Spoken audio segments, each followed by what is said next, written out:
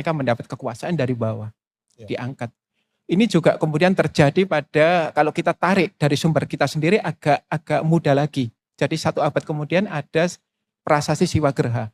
Dalam Prasasti Siwagerha itu kemudian dikatakan, itu kan dikeluarkan oleh Rakai Kayuwangi. Lah, sementara Rakai Kayuwangi itu dianalisis oleh sejarawan adalah anak bungsu dari Rakai Pikatan, anak bungsu. Semestinya anak sulung yang menjadi raja, tetapi karena Rakai Kayuwangi mampu memadamkan pemberontakan pada masa itu dan kemudian menciptakan kestabilan, maka atas permintaan rakyat dia diangkat menjadi raja. Lagi-lagi dari bawah. Artinya bahwa di masa klasik mungkin beberapa orang harus memiliki akar leluhur. Anaknya raja, tetapi penentu tetap masyarakat. Walaupun bangsawan kalau tidak memiliki perkenanan masyarakat nggak bisa. Kita ambil contoh yang paling jelas, misalkan dalam Ken Angrok.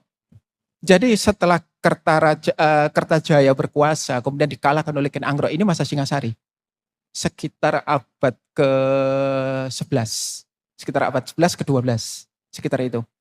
Ketika Ken Angrok kemudian merebut tahta Tumapel, dia harus melakukan banyak sekali peperangan untuk membuktikan kepada masyarakat bahwa saya mampu. Tetapi tetap masyarakat nggak mau. Itu kan terjadi pembunuhan, banyak sekali pembunuhan. Tetapi ketika kemudian Anusapati kemudian berkuasa, tidak ada persoalan. Sampai akhirnya Anusapati dibunuh oleh Tosjaya. Ketika Tosjaya berkuasa, rakyat bergolak. Tidak mau.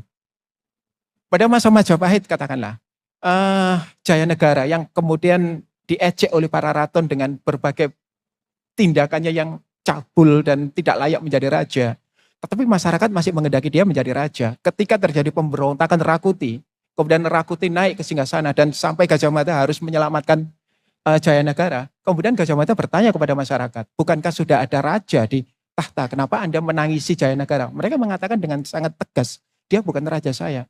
Dan atas bantuan rakyat, Jayanegara berhasil didudukkan kembali. Jadi tetap harus berakar pada perkenanan rakyat. Itu yang saya tahu. Berarti kita bisa mengatakan bahwa di masa klasik, rakyat punya suara yang didengarkan. Ini berpuncak pada Hayam Wuruk. Ketika Raja Hayam Wuruk berkuasa, Anda bisa bayangkan, dia sangat dicintai rakyat sampai ke pedalaman, sampai ke pelosok-pelosok. Semuanya taat kepada mereka. Tetapi saya mau menceritakan sedikit kepada Mas Bagus, sistem pemerintahan di masa klasik itu agak sulit sekali kita pahami. Bahkan ilmuwan modern itu sampai harus memberikan nama baru karena dia tidak cocok dengan segala bentuk pemerintahan yang kita pahami di masa modern.